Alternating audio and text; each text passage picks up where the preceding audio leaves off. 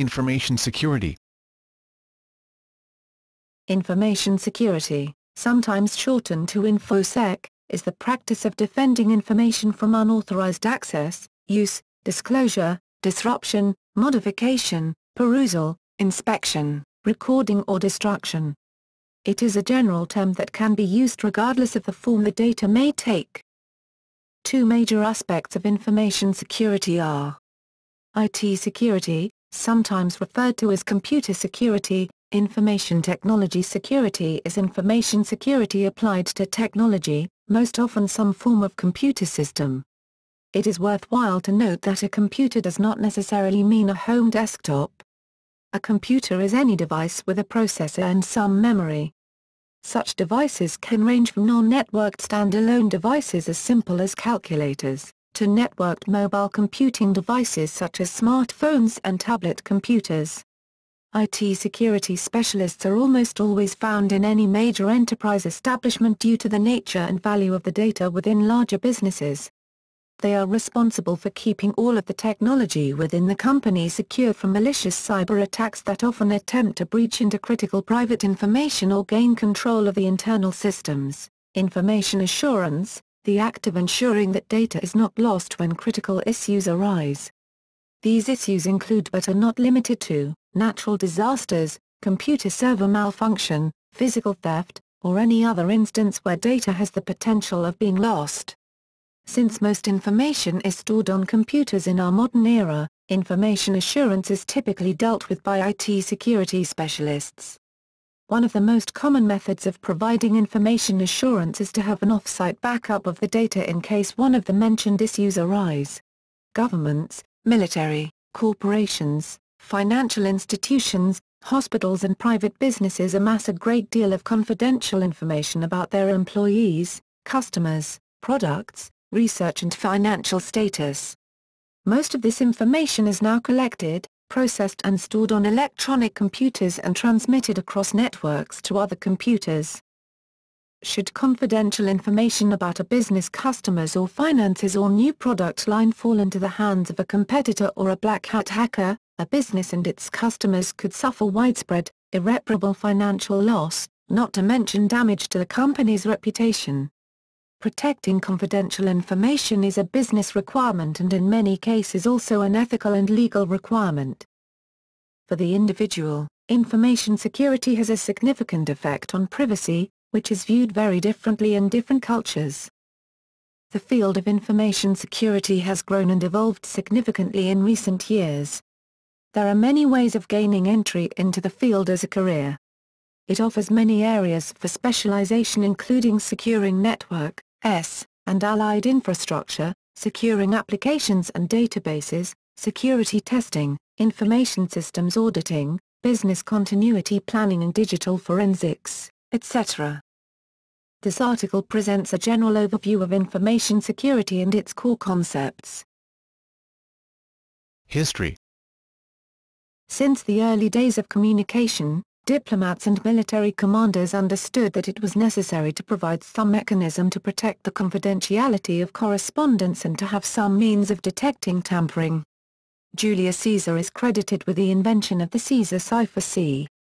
50 BC, which was created in order to prevent his secret messages from being read should a message fall into the wrong hands, but for the most part protection was achieved through the application of procedural handling controls.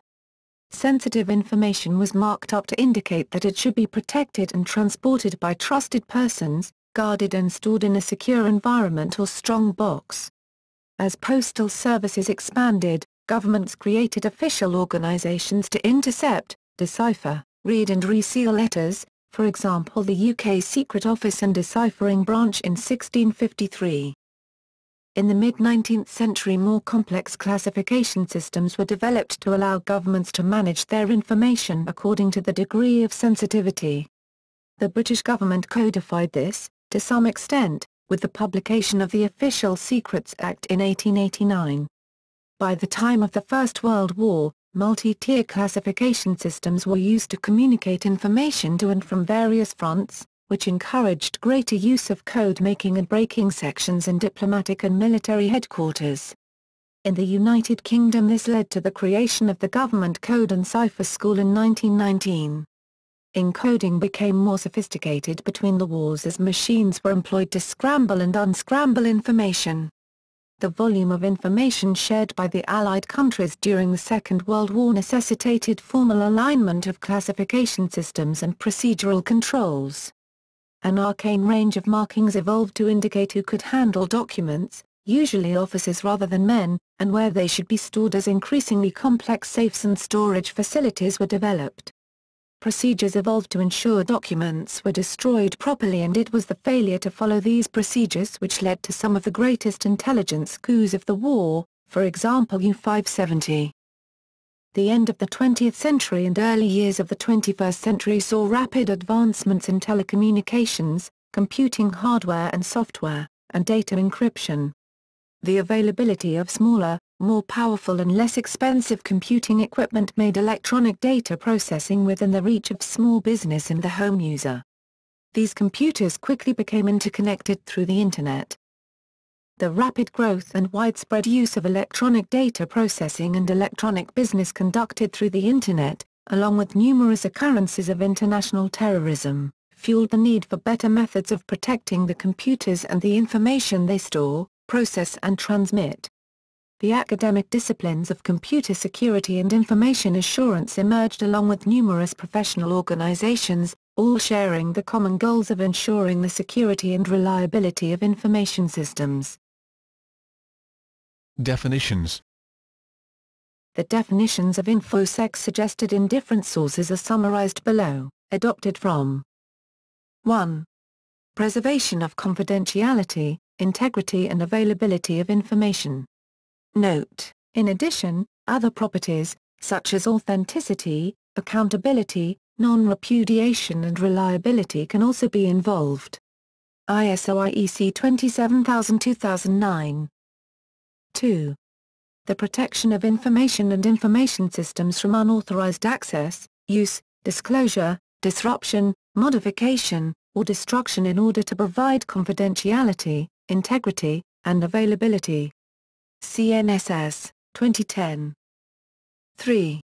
Ensures that only authorized users, confidentiality, have access to accurate and complete information, integrity, when required, availability.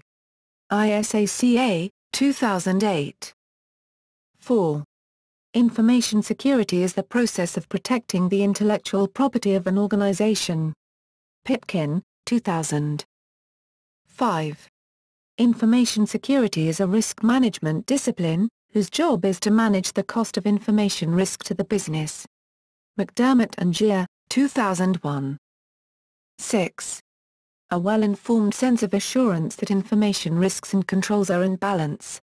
Anderson, J., 2003. 7. Information security is the protection of information and minimizes the risk of exposing information to unauthorized parties. Venter and Ilhoff, 2003. 8. Information security is a multidisciplinary area of study and professional activity which is concerned with the development and implementation of security mechanisms of all available types, technical, organizational, human-oriented and legal, in order to keep information in all its locations, within and outside the organization's perimeter, and, consequently, information systems, where information is created, processed, stored, transmitted and destroyed, free from threats. Threats to information and information systems may be categorized and a corresponding security goal may be defined for each category of threats.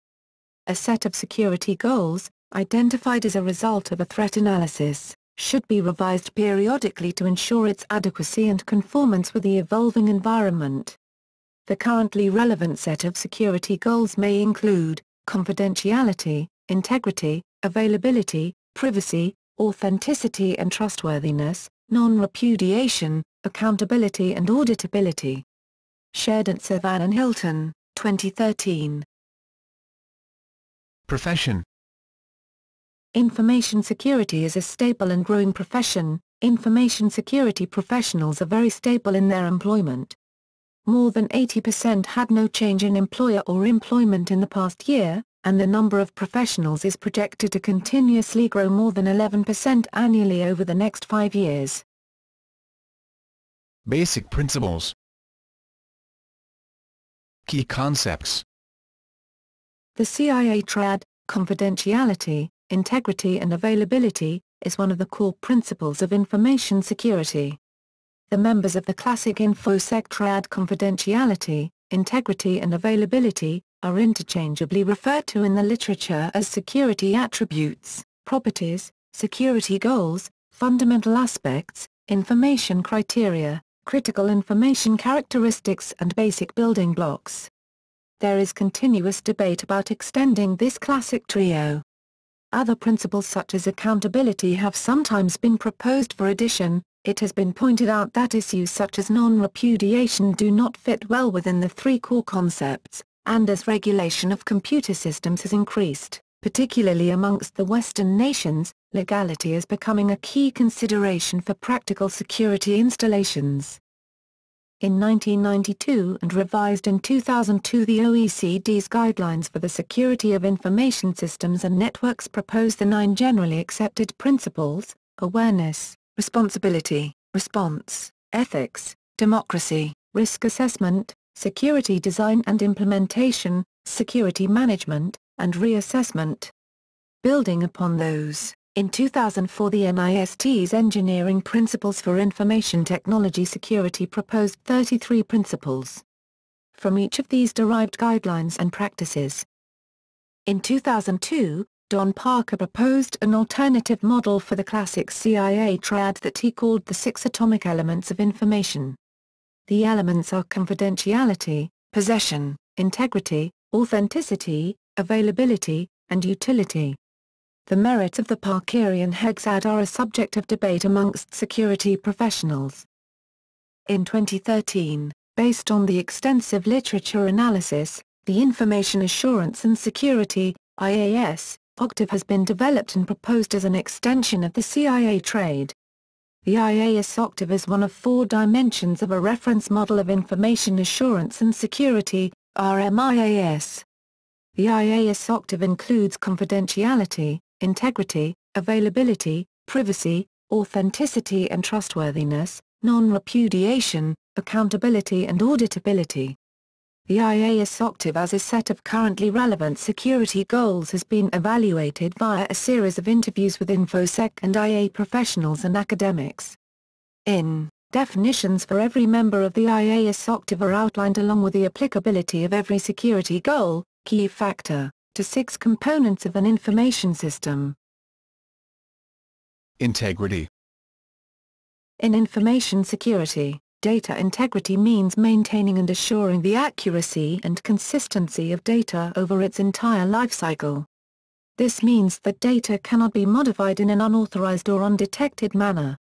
This is not the same thing as referential integrity in databases, although it can be viewed as a special case of consistency as understood in the classic ACID model of transaction processing. Integrity is violated when a message is actively modified in transit. Information security systems typically provide message integrity in addition to data confidentiality. Availability. For any information system to serve its purpose, the information must be available when it is needed. This means that the computing systems used to store and process the information, the security controls used to protect it, and the communication channels used to access it must be functioning correctly. High availability systems aim to remain available at all times, preventing service disruptions due to power outages, hardware failures, and system upgrades.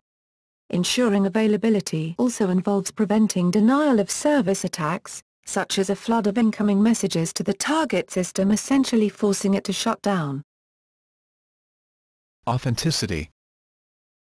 In computing, e-business, and information security, it is necessary to ensure that the data, transactions, communications or documents, electronic or physical, are genuine. It is also important for authenticity to validate that both parties involved are who they claim to be. Some information security systems incorporate authentication features such as digital signatures, which give evidence that the message data is genuine and was sent by someone possessing the proper signing key. Non-repudiation. In law, non-repudiation implies one's intention to fulfill their obligations to a contract. It also implies that one party of a transaction cannot deny having received a transaction, nor can the other party deny having sent a transaction.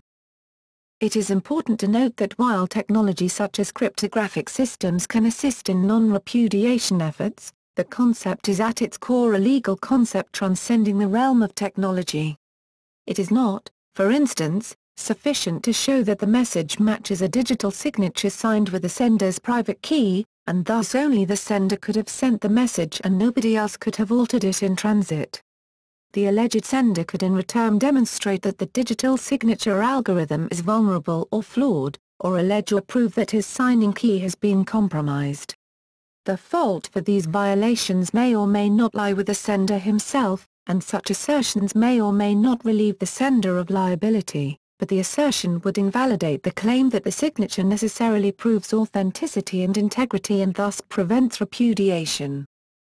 Electronic commerce uses technology such as digital signatures and public key encryption to establish authenticity and non-repudiation. Risk management. The Certified Information Systems Auditor, CISA, Review Manual 2006 provides the following definition of risk management. Risk management is the process of identifying vulnerabilities and threats to the information resources used by an organization in achieving business objectives, and deciding what countermeasures, if any, to take in reducing risk to an acceptable level, based on the value of the information resource to the organization. There are two things in this definition that may need some clarification. First, the process of risk management is an ongoing, iterative process. It must be repeated indefinitely. The business environment is constantly changing and new threats and vulnerabilities emerge every day. Second, the choice of countermeasures, controls, used to manage risks must strike a balance between productivity, cost, effectiveness of the countermeasure, and the value of the informational asset being protected. Risk analysis and risk evaluation processes have their limitations since, when security incidents occur, they emerge in their context, and their rarity and even their uniqueness give rise to unpredictable threats. The analysis of these phenomena, which are characterized by breakdowns, surprises and side effects, requires a theoretical approach which is able to examine and interpret subjectively the detail of each incident. Risk is the likelihood that something bad will happen that causes harm to an informational asset, or the loss of the asset. A vulnerability is a weakness that could be used to endanger or cause harm to an informational asset. A threat is anything, man-made or act of nature, that has the potential to cause harm. The likelihood that a threat will use a vulnerability to cause harm creates a risk. When a threat does use a vulnerability to inflict harm, it has an impact. In the context of information security, the impact is a loss of availability, integrity, and confidentiality, and possibly other losses, lost income, loss of life, loss of real property. It should be pointed out that it is not possible to identify all risks, nor is it possible to eliminate all risk. The remaining risk is called residual risk. A risk assessment is carried out by a team of people who have knowledge of specific areas of the business. Membership of the team may vary over time as different parts of the business are assessed. The assessment may use a subjective qualitative analysis based on informed opinion, or where reliable dollar figures and historical information is available, the analysis may use quantitative analysis. The research has shown that the most vulnerable point in most information systems is the human user, operator, designer, or other human. The ISO IEC 27002-2005 Code of Practice for Information Security Management recommends the following be examined during a risk assessment. Security policy, organization of information security, asset management, human resources security, physical and environmental security, communications and operations management, access control, information systems acquisition, development and maintenance, information security incident management, business continuity management, and regulatory compliance. In broad terms, the risk management process consists of identification of assets and estimating their value. Include people, buildings, hardware, software, data, electronic, print, other, supplies. Conduct a threat assessment. Include acts of nature, acts of war, accidents, malicious acts originating from inside or outside the organization. Conduct a vulnerability assessment, and for each vulnerability, calculate the probability that it will be exploited. Evaluate policies, procedures, standards, training, physical security, quality control, technical security. Calculate the impact that each threat would have on each asset. Use qualitative analysis or quantitative analysis. Identify, select and implement appropriate controls. Provide a proportional response. Consider productivity, cost-effectiveness, and value of the asset. Evaluate the effectiveness of the control measures. Ensure the controls provide the required cost-effective protection without discernible loss of productivity. For any given risk, management can choose to accept the risk based upon the relative low value of the asset, the relative low frequency of occurrence, and the relative low impact on the business. Or, leadership may choose to mitigate the risk by selecting and implementing appropriate control measures to reduce the risk. In some cases, the risk can be transferred to another business by buying insurance or outsourcing to another business. The reality of some risks may be disputed. In such cases, leadership may choose to deny the risk. Controls. Selecting proper controls and implementing those will initially help an organization to bring down risk to acceptable levels. Control selection should follow and should be based on the risk assessment. Controls can vary in nature, but fundamentally they are ways of protecting the confidentiality, integrity or availability of information. ISO IEC 27001-2005 has defined 133 controls in different areas, but this is not exhaustive. You can implement additional controls according to requirement of the organization. ISO 27001-2013, still it's in drafted version, has cut down the number of controls to 113. Administrative. Administrative controls, also called procedural controls, consist of approved written policies, procedures, standards and guidelines. Administrative controls form the framework for running the business and managing people. They inform people on how the business is to be run and how day-to-day operations are to be conducted. Laws and regulations created by government bodies are also a type of administrative control because they inform the business. Some industry sectors have policies, procedures, standards and guidelines that must be followed. The payment card industry, PCI, data security standard required by Visa and MasterCard is such an example. Other examples of administrative controls include the corporate security policy, password policy, hiring policies, and disciplinary policies. Administrative controls form the basis for the selection and implementation of logical and physical controls. Logical and physical controls are manifestations of administrative controls. Administrative controls are of paramount importance. Logical.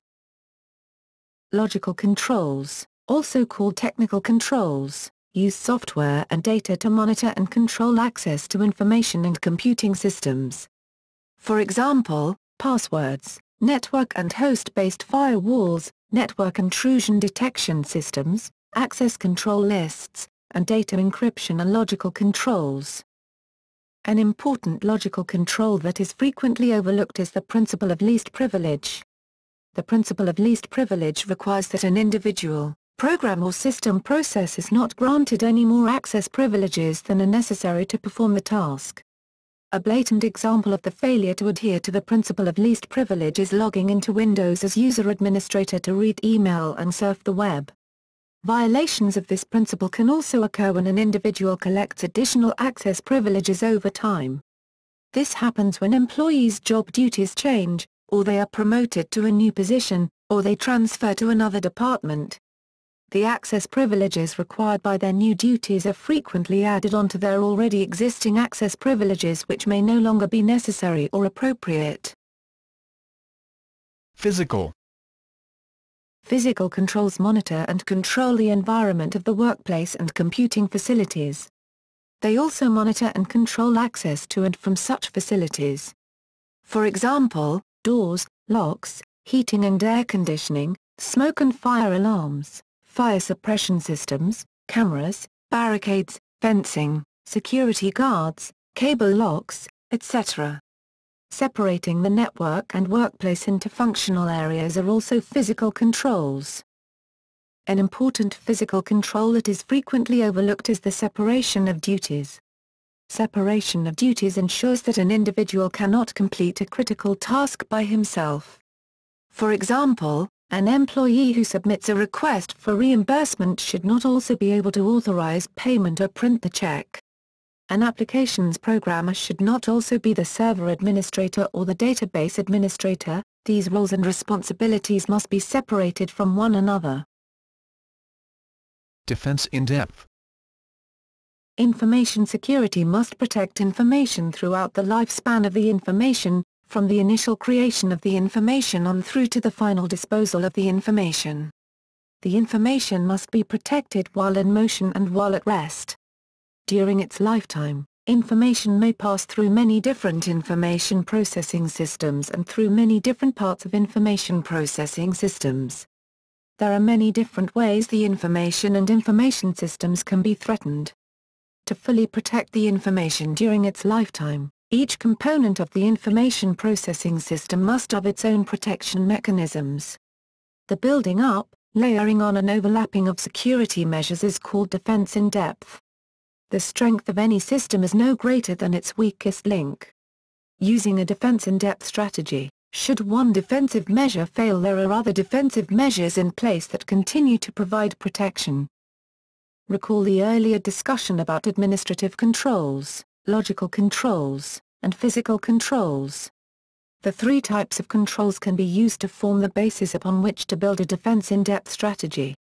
With this approach, defense in depth can be conceptualized as three distinct layers or planes laid one on top of the other. Additional insight into defense in depth can be gained by thinking of it as forming the layers of an onion, with data at the core of the onion, people the next outer layer of the onion, and network security, host-based security and application security forming the outermost layers of the onion. Both perspectives are equally valid and each provides valuable insight into the implementation of a good defense in depth strategy. Security classification for information.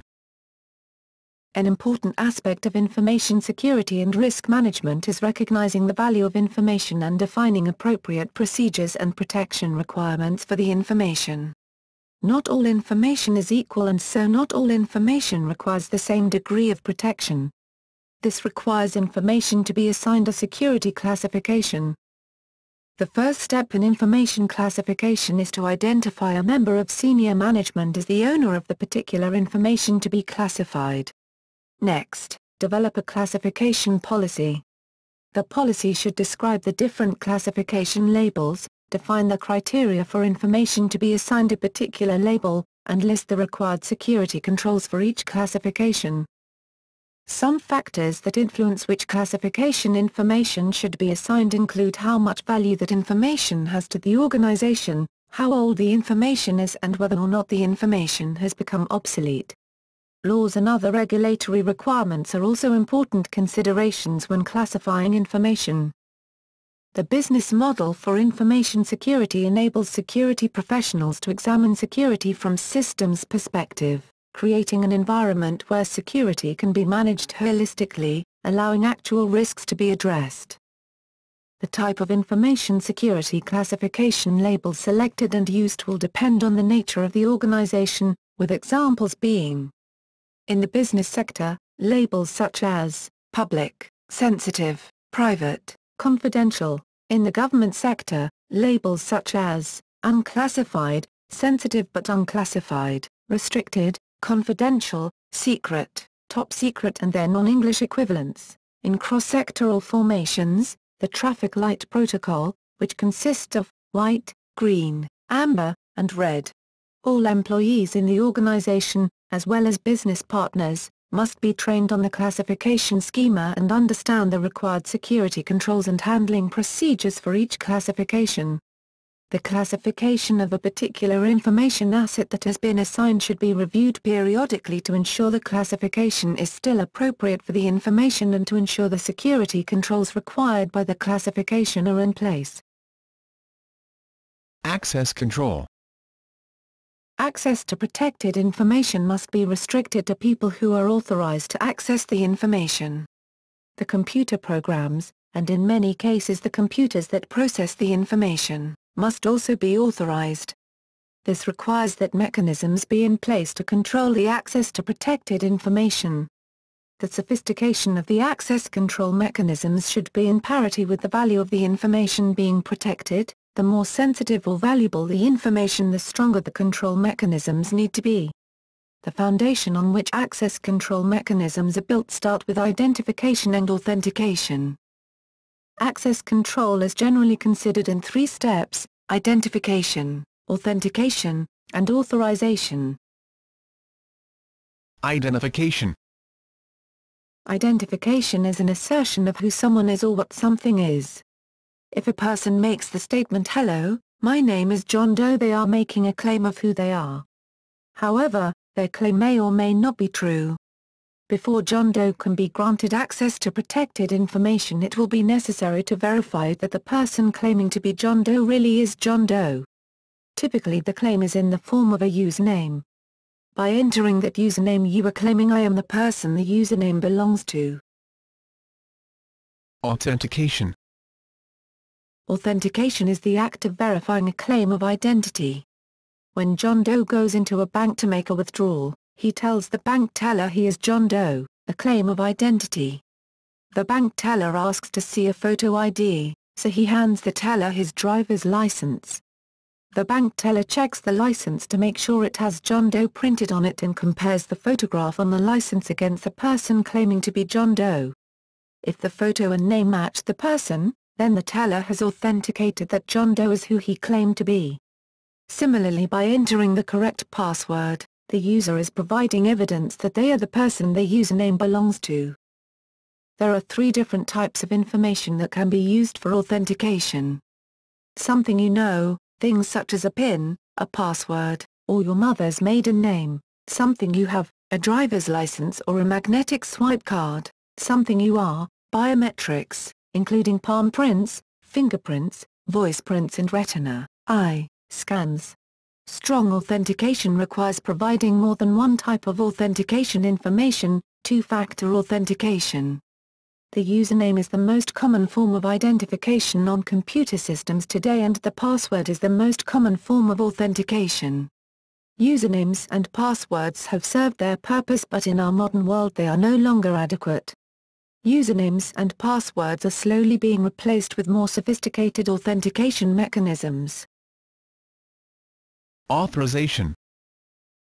After a person, program or computer has successfully been identified and authenticated, then it must be determined what information or resources they are permitted to access and what actions they will be allowed to perform, run, view, create, delete, or change.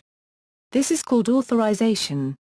Authorization to access information and other computing services begins with administrative policies and procedures. The policies prescribe what information and computing services can be accessed, by whom, and under what conditions. The access control mechanisms are then configured to enforce these policies. Different computing systems are equipped with different kinds of access control mechanisms, some may even offer a choice of different access control mechanisms. The access control mechanism a system offers will be based upon one of 3 approaches to access control, or it may be derived from a combination of the 3 approaches. The non-discretionary approach consolidates all access control under a centralized administration. The access to information and other resources is usually based on the individual's function, role, in the organization or the tasks the individual must perform. The discretionary approach gives the creator or owner of the information resource the ability to control access to those resources. In the mandatory access control approach, access is granted or denied basing upon the security classification assigned to the information resource. Examples of common access control mechanisms in use today include role-based access control available in many advanced database management systems, simple file permissions provided in the Unix and Windows operating systems, group policy objects provided in Windows network systems, Kerberos, Radius, Tcax, and the simple access lists used in many firewalls and routers. To be effective, policies and other security controls must be enforceable and upheld. Effective policies ensure that people are held accountable for their actions. All failed and successful authentication attempts must be logged, and all access to information must leave some type of audit trail. Also, need-to-know principle needs to be in effect when talking about access control. Need-to-know principle gives access rights to a person to perform their job functions. This principle is used in the government, when dealing with different clearances. Even though two employees in different departments have a top-secret clearance, they must have a need to know in order for information to be exchanged. Within the need-to-know principle, network administrators grant the employee least amount privileges to prevent employees access and doing more than what they are supposed to. Need-to-know helps to enforce the confidentiality, integrity, availability, CIA, triad. Need-to-know directly impacts the confidential area of the triad. Cryptography. Information security uses cryptography to transform usable information into a form that renders it unusable by anyone other than an authorized user. This process is called encryption. Information that has been encrypted, rendered unusable, can be transformed back into its original usable form by an authorized user, who possesses the cryptographic key, through the process of decryption. Cryptography is used in information security to protect information from unauthorized or accidental disclosure while the information is in transit, either electronically or physically, and while information is in storage. Cryptography provides information security with other useful applications as well, including improved authentication methods, message digests, digital signatures, non-repudiation, and encrypted network communications. Older, less secure applications such as Telnet and FTP are slowly being replaced with more secure applications such as SSH that use encrypted network communications. Wireless communications can be encrypted using protocols such as WPA, WPA2 or the older, and less secure, WEP. Wired communications, such as ITU-TGHN, are secured using AES for encryption and X1035 for authentication and key exchange. Software applications such as GNU-PG or PGP can be used to encrypt data files and email. Cryptography can introduce security problems when it is not implemented correctly. Cryptographic solutions need to be implemented using industry-accepted solutions that have undergone rigorous peer review by independent experts in cryptography. The length and strength of the encryption key is also an important consideration. A key that is weak or too short will produce weak encryption. The keys used for encryption and decryption must be protected with the same degree of rigor as any other confidential information. They must be protected from unauthorized disclosure and destruction, and they must be available when needed. Public key infrastructure, PKI, solutions address many of the problems that surround key management. Process. The terms reasonable and prudent person, due care and due diligence have been used in the fields of finance, securities, and law for many years. In recent years these terms have found their way into the fields of computing and information security. USA federal sentencing guidelines now make it possible to hold corporate officers liable for failing to exercise due care and due diligence in the management of their information systems. In the business world, stockholders, customers, business partners and governments have the expectation that corporate officers will run the business in accordance with accepted business practices and in compliance with laws and other regulatory requirements. This is often described as the reasonable and prudent person rule. A prudent person takes due care to ensure that everything necessary is done to operate the business by sound business principles and in a legal, ethical manner. A prudent person is also diligent, mindful, attentive, and ongoing, in their due care of the business. In the field of information security, Harris offers the following definitions of due care and due diligence. Attention should be made to two important points in these definitions. First, in due care, steps are taken to show. This means that the steps can be verified, measured, or even produce tangible artifacts. Second, in due diligence, there are continual activities. This means that people are actually doing things to monitor and maintain the protection mechanisms, and these activities are ongoing. Security governance. The Software Engineering Institute at Carnegie Mellon University, in a publication titled Governing for Enterprise Security, GES, defines characteristics of effective security governance. These include an enterprise-wide issue, leaders are accountable, viewed as a business requirement, risk-based, roles, responsibilities, and segregation of duties defined, addressed and enforced in policy, adequate resources committed, staff aware and trained, a development life cycle requirement, planned, managed, measurable, and measured, reviewed and audited. Incident response plans. 1 to 3 paragraphs, non-technical, that discuss selecting team members, define roles, responsibilities and lines of authority, define a security incident, define a reportable incident, training, detection, classification, escalation, containment, eradication, documentation. Change management. Change management is a formal process for directing and controlling alterations to the information processing environment. This includes alterations to desktop computers, the network, servers and software. The objectives of change management are to reduce the risks posed by changes to the information processing environment and improve the stability and reliability of the processing environment as changes are made.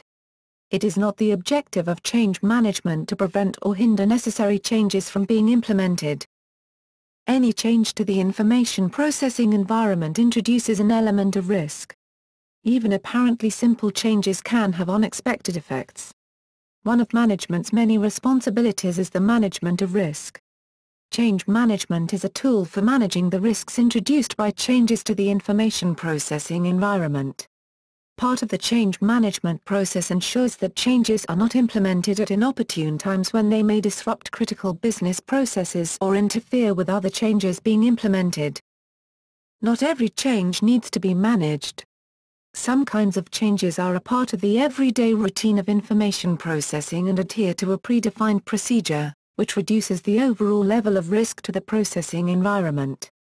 Creating a new user account or deploying a new desktop computer are examples of changes that do not generally require change management. However, relocating user file shares, or upgrading the email server pose a much higher level of risk to the processing environment and are not a normal everyday activity. The critical first steps in change management are, a. Defining change, and communicating that definition, and, b. Defining the scope of the change system. Change management is usually overseen by a change review board composed of representatives from key business areas, security, networking, systems administrators, database administration, applications development, desktop support and the help desk. The tasks of the Change Review Board can be facilitated with the use of automated workflow application. The responsibility of the Change Review Board is to ensure the organization's documented change management procedures are followed. The change management process is as follows. Requested, anyone can request a change. The person making the change request may or may not be the same person that performs the analysis or implements the change. When a request for change is received, it may undergo a preliminary review to determine if the requested change is compatible with the organization's business model and practices, and to determine the amount of resources needed to implement the change. Approved, management runs the business and controls the allocation of resources. Therefore, management must approve requests for changes and assign a priority for every change. Management might choose to reject a change request if the change is not compatible with a business model, industry standards or best practices. Management might also choose to reject a change request if the change requires more resources than can be allocated for the change. Planning a change involves discovering the scope and impact of the proposed change. Analyzing the complexity of the change. Allocation of resources and developing, testing and documenting both implementation and back-out plans. Need to define the criteria on which a decision to back out will be made. Tested. Every change must be tested in a safe test environment, which closely reflects the actual production environment, before the change is applied to the production environment. The back-out plan must also be tested, scheduled. Part of the Change Review Board's responsibility is to assist in the scheduling of changes by reviewing the proposed implementation date for potential conflicts with other scheduled changes or critical business activities. Communicated. Once a change has been scheduled, it must be communicated. The communication is to give others the opportunity to remind the Change Review Board about other changes or critical business activities that might have been overlooked when scheduling the change. The communication also serves to make the help desk and users aware that a change is about to occur.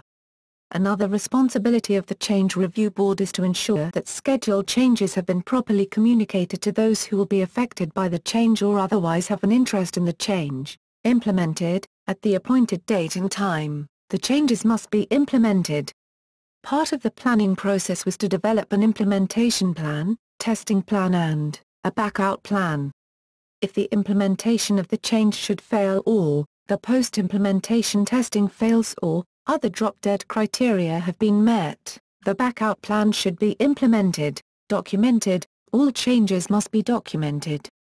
The documentation includes the initial request for change, its approval, the priority assigned to it, the implementation, testing and back-out plans, the results of the Change Review Board critique, the date-time the change was implemented, who implemented it, and whether the change was implemented successfully, failed or postponed.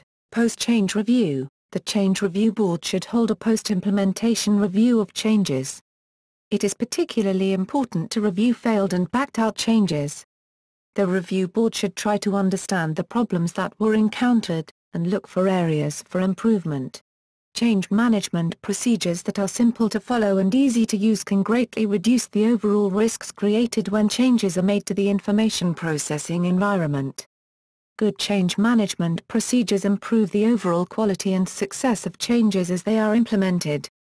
This is accomplished through planning, peer review, documentation and communication.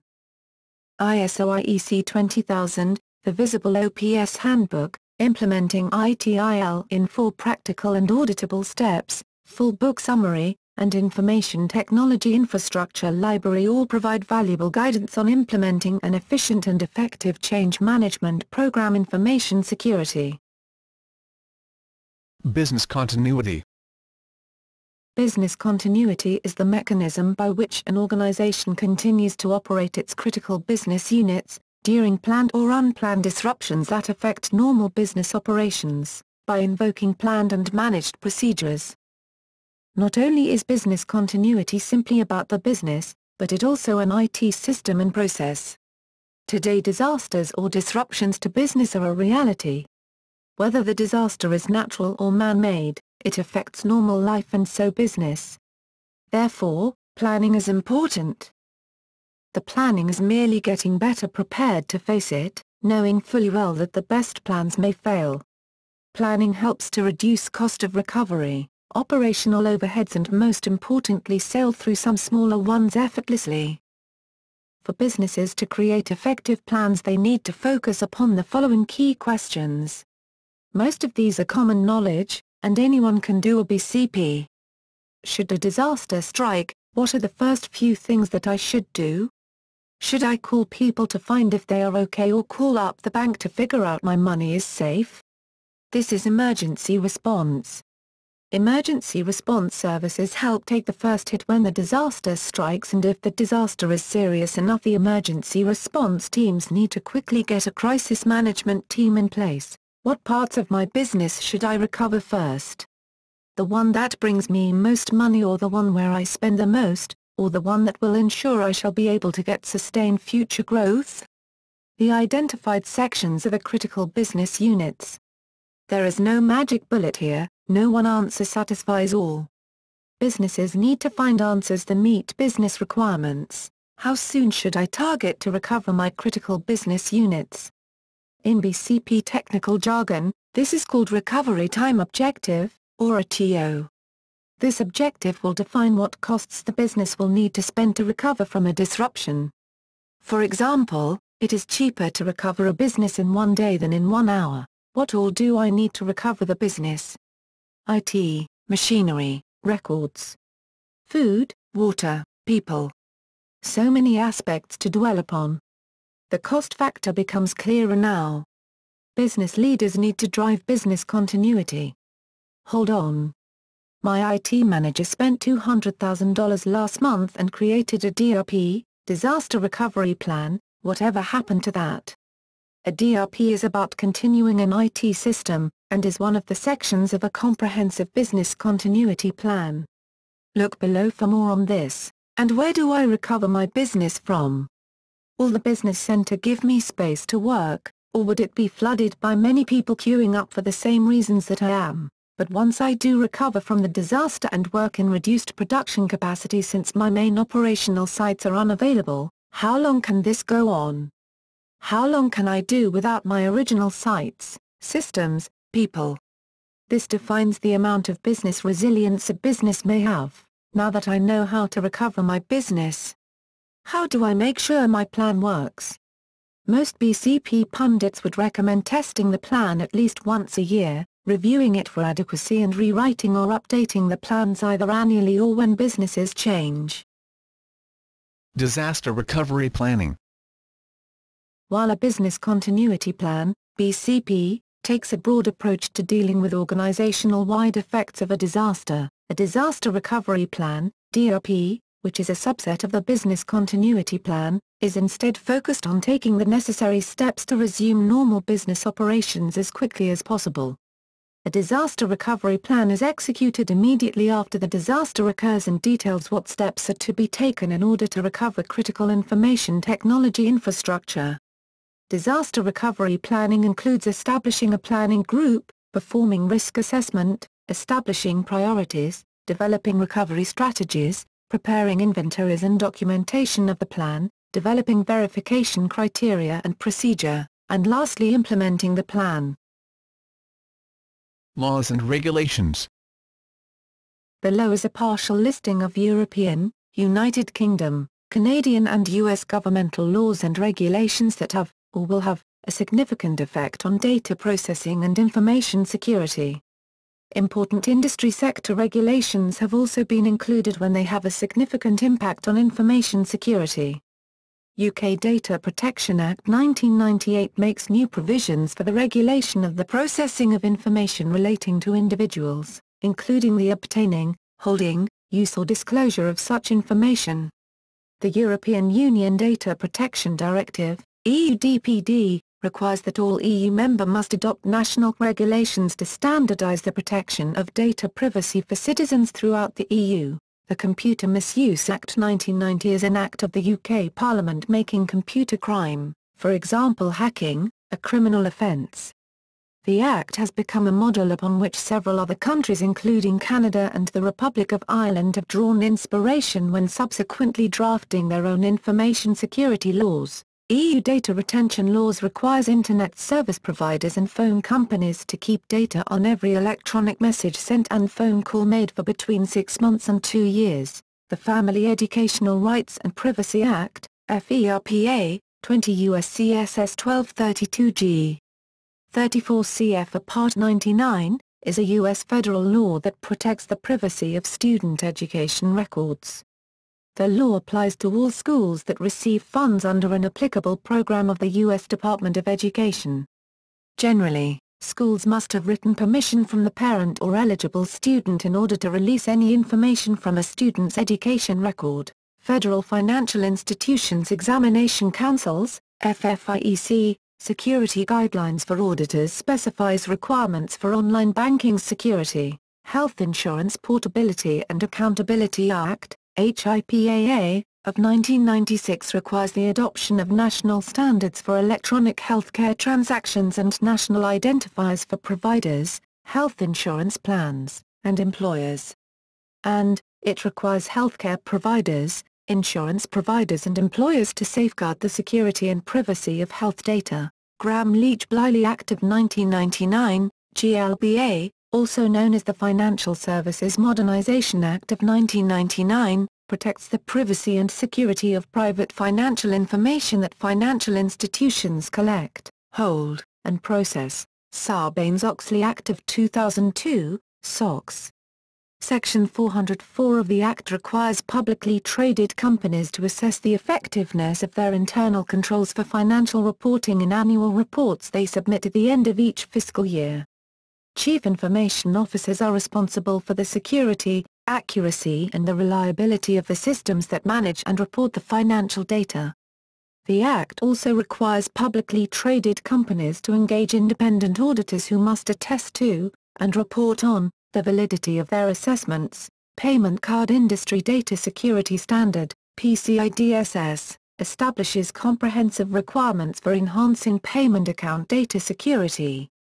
It was developed by the founding payment brands of the PCI Security Standards Council, including American Express, Discover Financial Services, JCB, MasterCard Worldwide and Visa International, to help facilitate the broad adoption of consistent data security measures on a global basis.